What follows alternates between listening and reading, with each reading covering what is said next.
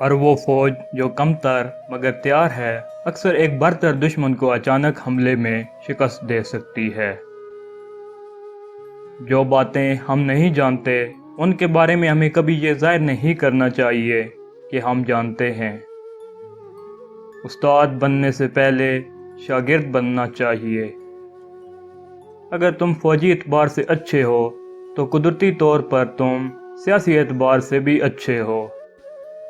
غیر ضروری قربانیوں سے بچنے کے لیے ہر ممکن کوشش کرنی چاہیے۔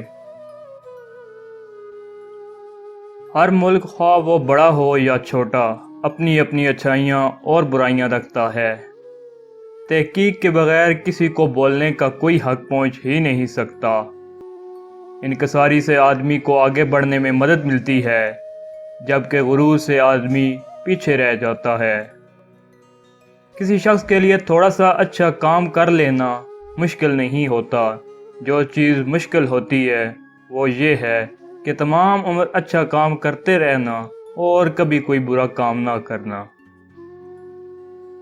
جو شخص ہزار زخم کھانے پر موت سے نہیں ڈرتا وہ شہنشاہ کو گھوڑے سے اتارنے کی ہمت کرتا ہے۔ اگر تم نے غلطیاں کی ہیں تو ان کی اصلاح کر لو، اگر نہیں کی تو ان سے بچے رہو۔ آئندہ غلطیوں سے بچنے کے لیے پچھلی غلطیوں سے سبق حاصل کرو۔ جہاں تک تنقید کا تعلق ہے اسے بروقت کرو، صرف واقعہ ہو جانے کے بعد تنقید کرنے کی عادت نہ ڈالو۔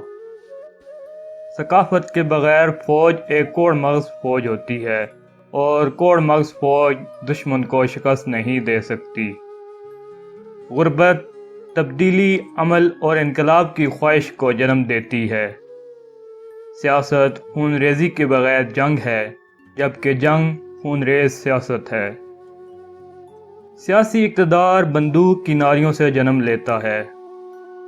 ایسا کوئی بھی خیال غلط ہے جس سے لڑنے کا عزم کم ہوتا ہے اور دشمن کو حقیر سمجھا جائے۔ کوئی لڑائی بغیر تیاری کے نہ لڑو اور ایسی لڑائی نہ لڑو جس میں تمہیں جیتنے کا یقین نہ ہو۔ جہاں کہیں جدوجہد ہوگی وہاں قربانی ہوگی۔